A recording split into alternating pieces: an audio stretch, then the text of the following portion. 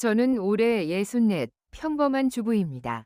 그런데 상견례 자리에서 미래 며느리 될 아이의 뺨을 때렸습니다. 네, 맞습니다. 제가 손찌검을 했습니다. 하지만 저는 제 아들을 지키기 위해 때렸습니다.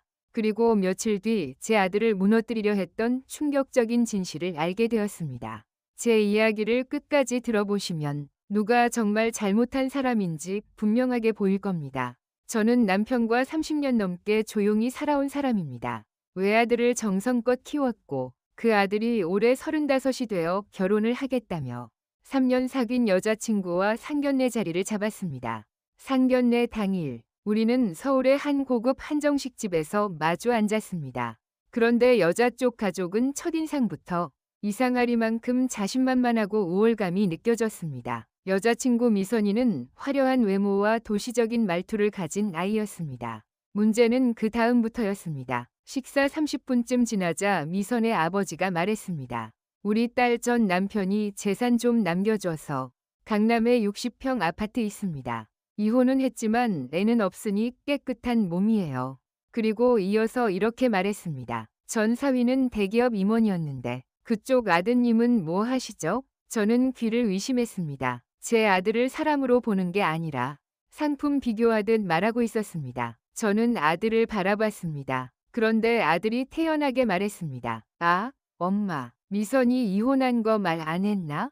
깜빡했네. 요즘 재혼이 뭐 대수야. 그 순간 저는 깨달았습니다. 35해를 키운 아들이 낯선 사람처럼 보였습니다. 내 아들이 이 여자에게 휘둘리고 있구나.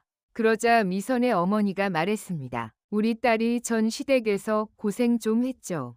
그 집안이 좀 가난하고 무식해서요. 이번엔 제대로 된 집안 만나서 다행이에요. 그 말을 하는 동안 미선은 제 얼굴을 똑바로 보며 비웃는 듯한 미소를 지었습니다. 그리고 결정적인 말이 들렸습니다. 미선이가 제 아들에게 속삭였습니다. 오빠, 어머니 표정 좀 봐. 시골 사람들은 이렇게 수준 있는 상견례 이해도 못하나 봐. 우리 결혼하면 우리끼리 살자. 안 그래도 답답해 죽겠어. 그 말이 끝나자 미선이는 저를 향해 입꼬리를 올리고 웃었습니다. 그 순간 참아왔던 모든 모욕과 분노가 이 아이를 막아야 한다는 한 생각으로 바뀌었습니다. 저는 자리에서 벌떡 일어나 미선의 뺨을 3개 때렸습니다. 버르장머리 없는 것. 네가 사람을 무시할 자격이 어디 있어. 예의도 모르면서 무슨 결혼을 하겠다는 거야. 상견례 자리는 얼어붙었습니다. 그 후 미선 측은 저를 폭행죄로 고소했습니다. 아들은 저에게 엄마가 다 망쳤다며 연락을 끊었고 남편은 아들의 결혼이 깨진 것만 걱정하며 당신이 참았어야 했다고 말했습니다. 저는 하루아침에 가해자가 되었습니다. 그런데 며칠 뒤 제 친구에게서 충격적인 이야기를 들었습니다. 미선이 전 남편과 이혼한 이유는 전 남편의 회사가 부도가 나서 재산이 사라지자 그 가족이 그를 무능하다 욕하며 떠났다는 것이었습니다. 그리고 그 후 여러 남자를 만나 재산 있는 사람만 골라 만났다는 말도 들었습니다. 심지어 우리 아들의 재산 상황을 미리 조사했다는 이야기까지 들었습니다. 며칠 뒤 경찰 조사를 받고 나오는데 미선의 전 남편에게서 연락이 왔습니다. 그는 떨리는 목소리로 말했습니다. 어머니, 저는 그 여자에게 전 재산을 잃었습니다.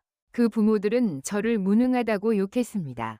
1년 동안 우울증에 시달렸습니다. 그 사람들이 당신 아들에게도 똑같이 하려 했습니다. 그는 녹취와 문자 기록, 자신이 당했던 증거들을 저에게 모두 넘겼습니다. 그리고 마지막에 이렇게 말했습니다. 어머니는 잘못한 거 아닙니다. 맞을 사람을 정확히 때리셨네요. 그 말에 저는 처음으로 숨을 제대로 쉬는 것 같았습니다.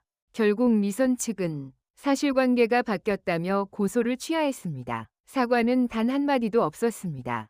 그리고 아들은 모든 사실을 알고 저를 찾아와 울면서 말했습니다. 엄마 미안해. 엄마 아니었으면 큰일 날 뻔했어. 저는 아들의 손을 잡고 말없이 그 등을 토닥였습니다. 여러분, 저는 폭행 가해자입니다. 경찰 조사도 받았습니다. 하지만 저는 후회하지 않습니다. 재산을 노리고 접근하고 사람을 무시하고 제 아들을 파멸시킬 뻔한 상대를 그냥 두고 볼 수는 없었습니다. 여러분이라면, 여러분의 아들이었다면 그 자리에서 일어나지 않으셨겠습니까? 이 이야기가 마음에 남았다면 제 다음 이야기도 함께 들어주세요. 구독과 좋아요는 저에게 큰 힘이 됩니다.